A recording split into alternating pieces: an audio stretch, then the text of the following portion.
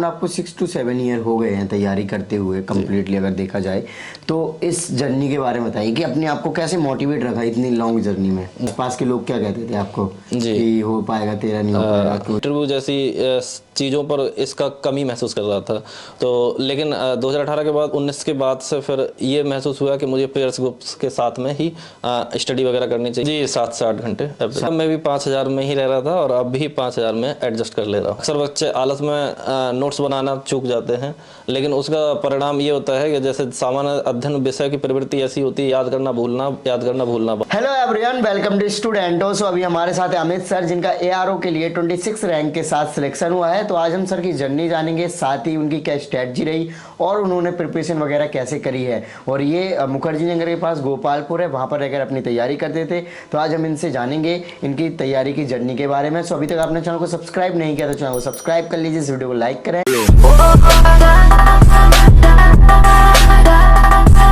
आप अपना नाम और एजुकेशन बैकग्राउंड बताइए। जी सबसे पहले आपका शुक्रिया जी। मेरा नाम अमित कुमार गौतम है और मैं बदायूं जिला से रहने वाला हूं। मेरा शैक्षणिक जो कार्यक्रम है बदायूं से ही हुआ है और स्नातक जो है मैंने मेरठ से किया है, बीटेक कंप्यूटर साइंस से किया हूँ। फ्रेंड्स मैं आपको अपना रूम विजिट कराता हूँ। ये देखिए मैंने यहाँ नोट्स वगैरह अरेंज किए हुए, मुख्य परीक्षा से रिलेटेड नोट्स इधर लगा रखे हैं और इधर मैप वगैरह कुछ हेल्पफुल रहते हैं उनको यूज किया है। यहाँ बेसिक बुक्स वगैरह जो है यहाँ शामिल करी हैं। बाकी मैं थोड़ा सा शॉर्ट नोट्स वगैरह बनाता रहता हूँ तो इस तरह की फाइल में उनको नोट करता रहता हूँ। इसके अलावा इधर भी यही नोट्स वगैरह हैं और घटना चक्र वगैरह प्रीवियस ईयर का रखा हुआ है। कभी कभी बोर होता हूँ तो नॉवेल्स वगैरह की हेल्प लेता हूँ, नॉवेल्स वगैरह पढ़ता हूँ। साथ में मैपिंग वगैरह का यूज जो है ज्योग्राफी वगैरह सब्जेक्ट में काफ़ी रहता है और जो बेसिक नोट्स रहते हैं उसको यहाँ पेस्ट कर लेता हूँ ताकि समय समय पर जो है उनको रिमेम्बर कर सकूँ, रिकॉल कर सकूँ सुबह उठते शाम को। हम लोग 2 लोग रहते हैं साथ में पार्टनर्स, एक संदीप भाई मित्र हैं और दूसरा मैं। बाकी हम लोगों का इधर ये कपड़े वगैरह का है रखने का सिस्टम।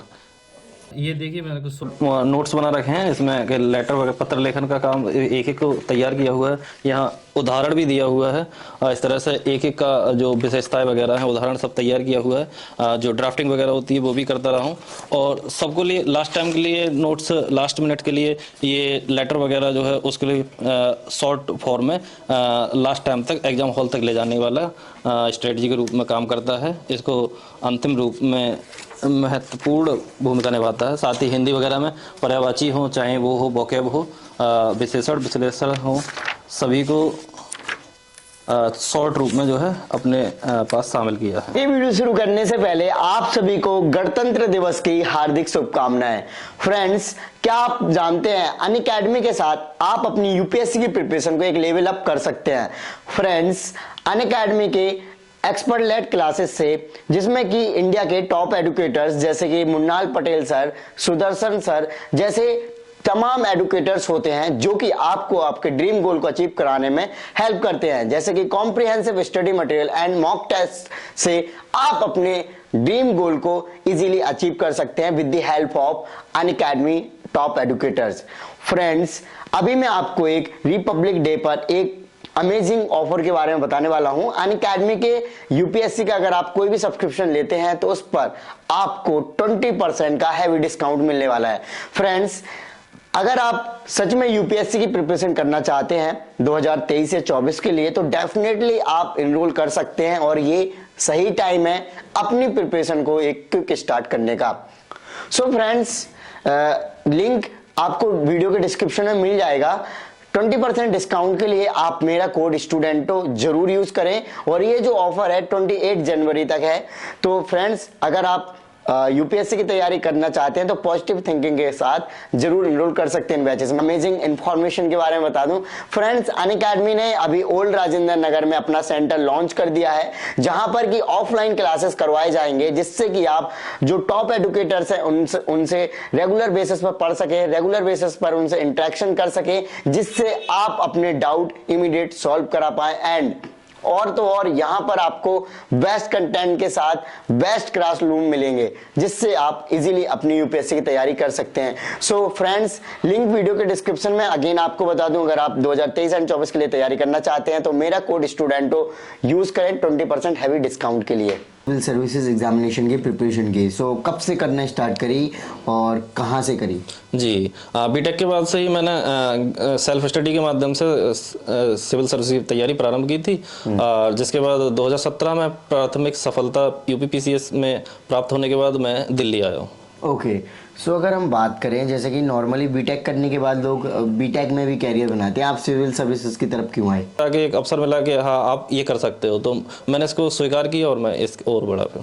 ओके, सो अगर मैं आपसे जानना चाहूँ कि जब आप इधर आए तैयारी करने के लिए, इसके पहले आपने बताया कि आपने प्रीलिम्स में पास किया यूपीपीसीएस का, तो ये बताइए कि यूपीएससी वगैरह के कितने एग्जाम दिए, उसमें आपका क्या रिजल्ट रहा, देन आप सिविल सर्विसेज में जैसे पीसीएस की तैयारी करनी? जी, मैं 2015 से ही प्रारंभ किया था और अटेम्प्ट भी 2016 से देना शुरू कर दिया था। यूपीएससी में 2 अटेम्प्ट दिए और साथ ही पीसीएस के दिए। यूपीएससी में नहीं हो पाया और पीसीएस में प्रारंभिक सफलता 2017 में मिली, जिसके बाद से एक सर्कल जो है यूपीपीसीएस का प्रारंभ हुआ और 2017 से लगातार मैं 22 तक अभी मेंस दे रहा हूं और इस बार भी दिया है, अंतिम परिणाम का इंतजार है।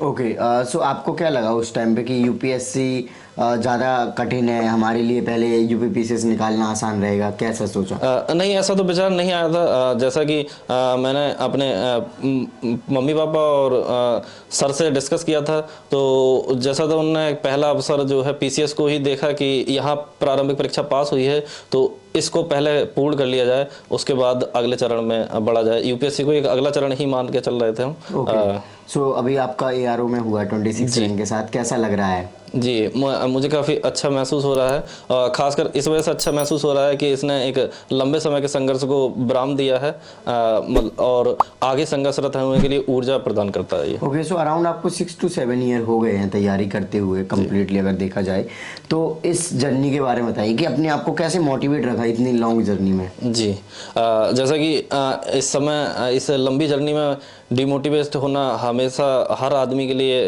वो है सामान्य है और मेरे साथ भी ऐसा कई बार हुआ, लेकिन मेरे सामान्यतः मम्मी पापा का भरोसा और बड़ी बहन का बड़ा योगदान रहा है, वो हमेशा प्रेरणा के रूप में काम करती रही हैं। ओके, सो अब कभी कभी ये नहीं लगा कि आपको छोड़ देना चाहिए, एग्जाम हमारे बस की नहीं है क्योंकि हमारा बार बार सिलेक्शन नहीं हो रहा है? जी, लगा मुझे, लेकिन मैं थोड़ा सा कहते हैं ना आलसी प्रकार का हूँ, तो जहाँ आ गया तो अब आ गया, फिर मुझे ये लगा कि अब जब तक इसे ख़त्म नहीं करता हूँ तब तक मुझे नहीं हटना चाहिए। यहाँ थोड़ा ऐसा मुझे महसूस हुआ और उसी को लेकर फिर आज परिणाम भी मेरे पास प्राप्त हुआ है और आगे बेहतर करने की उम्मीद भी है। ओके, सो जैसे स्टार्टिंग में जब आप आए इधर दिल्ली, तो उस टाइम पे कैसा लगा, क्या आपने क्लासेस वगैरह की?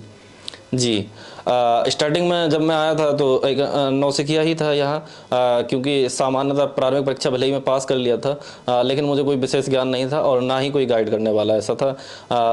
फिर सबसे पहला यही स्रोत था कि कोचिंग के माध्यम से मैं जुड़ूं, तो मैंने कोचिंग संस्थान में एडमिशन लिया, जिसके माध्यम से मैंने अपनी तैयारी को आगे बढ़ाया। ओके, सो क्या लगता है आपको कोचिंग लेना आपके लिए कितनी हेल्पफुल रही?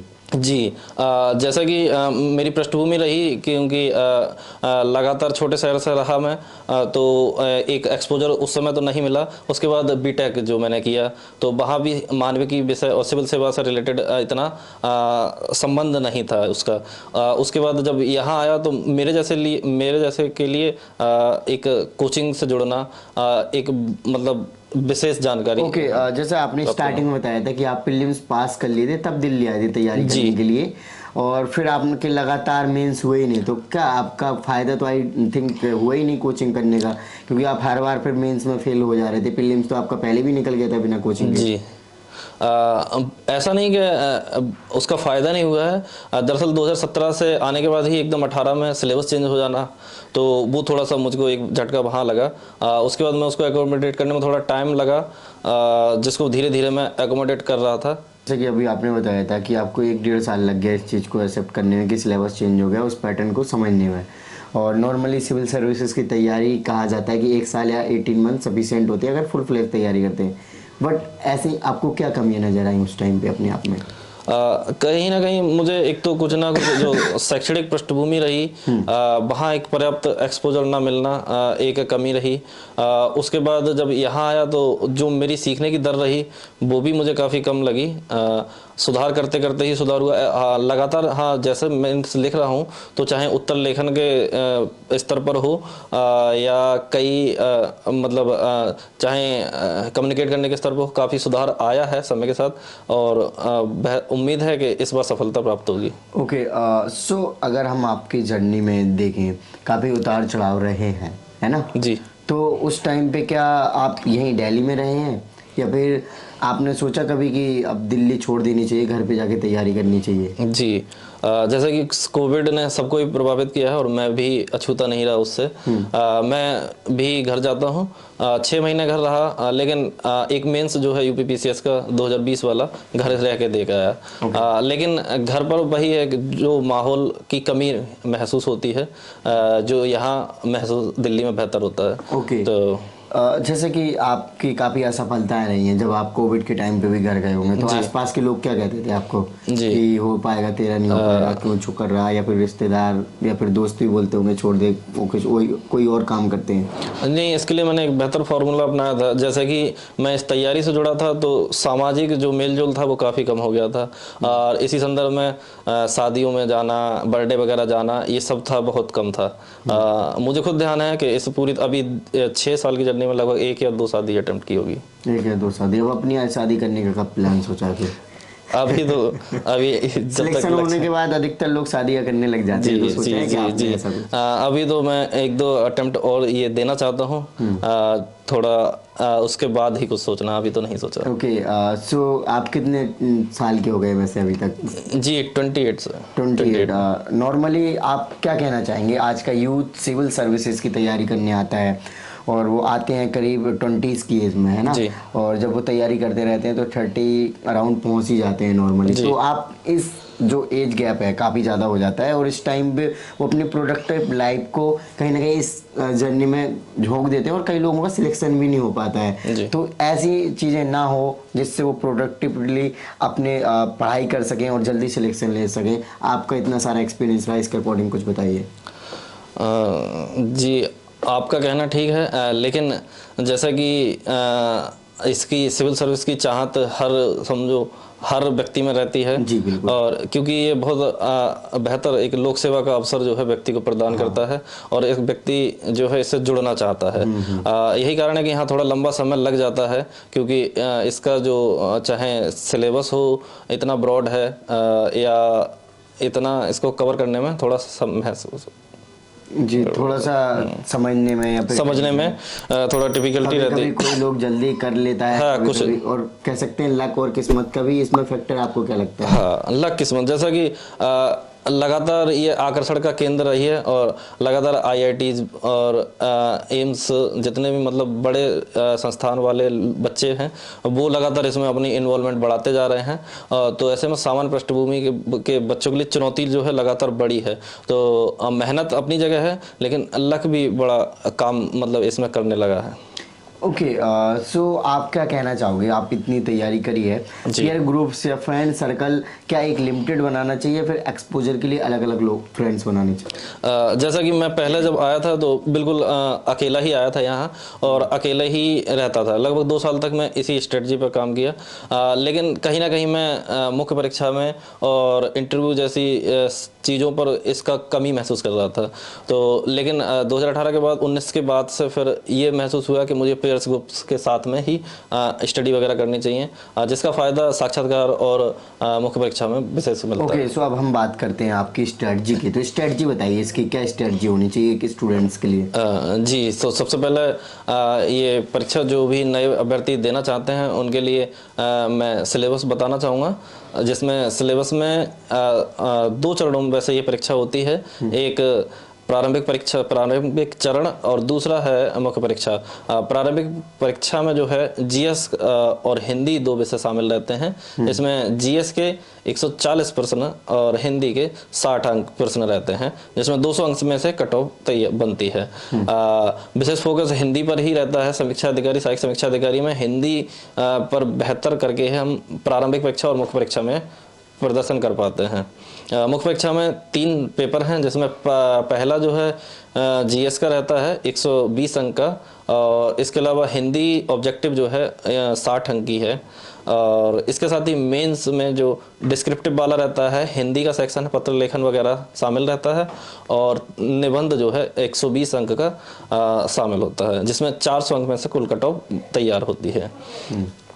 इसकी स्ट्रेटजी की अगर आप बात करेंगे तो बेसिक बुक्स को जो है हम लोग मानकर, उसके अलावा जो बेसिक बुक्स में चाहे लक्ष्मीकांत हो और मॉडर्न इंडिया के लिए चाहे स्पेक्ट्रम हो, तो उसको हम सिलेबस के अनुसार ही अध्ययन करना है। और एक चीज़ जो है सबसे इम्पोर्टेंट है, वो प्रीवियस ईयर जो पेपर है उसको साथ में ज़रूर रखें, ताकि उससे क्या है, डिमांड जो है मालूम पड़ती रहती है। डिमांड को समझकर जो है बेहतर किया जा सकता है। और प्रीवियस ईयर जो है प्रांतीय परीक्षाओं की एक जान रहा है अब तक, और उस पर काम करना, चाहे उसको नोट्स बनाकर करना हो या उसको हाईलाइट करके करना हो। अक्सर बच्चे आलस में नोट्स बनाना चूक जाते हैं, लेकिन उसका परिणाम ये होता है कि जैसे सामान्य अध्ययन विषय की प्रवृत्ति ऐसी होती है, याद करना भूलना बार बार। तो अगर हम जितना उसको लिखकर बार बार प्रैक्टिस करते हैं, तो उतना ही जो है अब बेहतर जो है भूलने की जो संभावना है कम कर पाते हैं। ओके, सो कितने घंटे एवरेज रोज पढ़ते थे आप? जी 7 से 8 घंटे। 7 से 8 घंटे। और इधर ये गोपालपुर में आप रहे हो, तैयारी करते रहे हो, आपका खर्चा कैसा इधर रहता था? क्योंकि गोपालपुर काफ़ी कम खर्चे वाला एरिया भी माना जाता है। जी मैं घर से एक बात अभी कहता हूँ कि इन्फ्लेशन बढ़ी है, सब कुछ बढ़ा है, लेकिन मेरा खर्चा नहीं बढ़ा है। मैं प्रारंभ में भी 5,000 में ही रह रहा था, और अब भी 5,000 में एडजस्ट कर ले रहा हूँ। 5,000 में हो जाता है? हाँ, कैसे करते हो ये मैनेजमेंट? तो बहुत अच्छा हुआ है, थोड़ा सा बताएंगे। नहीं, मैनेजमेंट अगर आप देखें तो हम लोग 4 लोग साथ में रहते हैं। तो हमारा किचन मतलब साथ में ही रहता है, तो हम लोग लगभग 1500 मतलब 1500 में हमारा किचन जो होता है पूरा हमारा हो जाता है। और इसके अलावा रूम 2-2 शेयर करते हैं, तो 2000 में रूम हो जाता है। उसके बाद 1500 बचते हैं, जिसमें बुक्स वगैरह है, नोट्स वगैरह है, उसको मैनेज किया जाता है। ओके, थोड़ा बहुत चिल वगैरह करने की? नहीं, बाकी चिल वगैरह का मुझे कभी मतलब इस समय शौक नहीं रहा है। ओके, अब क्या सोचा है आपने? अभी भी फिलहाल जब तक लक्ष्य अभी बाकी है नहीं प्राप्त होता, तब तक अभी चिल वगैरह का कोई ऐसा। हाँ, फिलहाल उसी की ओर अग्रसर। आगे आप कितने अच्छे से पढ़ने वाले हैं? अगर सिलेक्शन हो गया ठीक है, आप जैसा कि मैंने लगातार अपने जैसे जो मार्गदर्शक भी रहे हैं या सर रहे हैं, तो उनसे ये सुना है कि जॉब के साथ थोड़ा डिफ़िकल्टी और बढ़ जाती है। तो क्योंकि एक तो वर्क का चैलेंज होता है, उसके अलावा घर वालों का प्रेशर भी ख़त्म हो जाता है। तो अब यहाँ जो है सेल्फ मोटिवेटेड ही खुद को मुझको रहना है। जितना सेल्फ मोटिवेटेड रहूँगा और जितना लेकिन एक पॉजिटिव ये हुआ है कि जो एक बर्डन सा था कि एक बेरोजगार हैं या कुछ नहीं हो पाएगा, जीवन अंधकार में है, वो समस्या अब नहीं है, वो बर्डन नहीं है। तो उससे हटके थोड़ा आगे बढ़ पाए। अब आप क्या मैसेज देना चाहोगे जो तैयारी करने यहाँ पे स्टूडेंट आना चाहते हैं दिल्ली में, तो क्या उनको आना चाहिए दिल्ली में? जी, तैयारी का इस समय अवसर जो है जो ऑनलाइन और ऑफलाइन दोनों बेहतर तरीके हैं। जिन बच्चे जो सक्षम हैं वो दिल्ली आकर जो है तैयारी करते हैं, और यहाँ आकर एक माहौल जो है ज़रूर मिलता है यहाँ, चाहे कोचिंग संस्थानों के माध्यम से हो या पीयर्स ग्रुप के माध्यम से हो। ऑनलाइन कोचिंग्स में हम लोग वो चीज़ मिस कर जाते हैं थोड़ी सी। लेकिन हाँ, जिसके पास डिफ़िकल्टीज है, आने में सक्षम नहीं है, वह ऑनलाइन के माध्यम से भी अपनी तैयारी को आगे बढ़ा सकता है। फ्रेंड्स, आपने देखा कि सर ने अपनी जर्नी को, स्ट्रेटजी को और ओवरऑल सारी अपनी प्रिपरेशन की जर्नी को आपके साथ शेयर किया। सो आई होप कि आपको वीडियो अच्छी लगी होगी, तो इसको लाइक करें, और अभी तक आपने चैनल को सब्सक्राइब नहीं किया तो चैनल को सब्सक्राइब कर लीजिए। एंड आपके जो भी क्वेरीज होते हैं आप हमें इंस्टाग्राम और फेसबुक पर मैसेज कर सकते हैं। इन सभी के लिंक वीडियो के डिस्क्रिप्शन में। जय हिंद।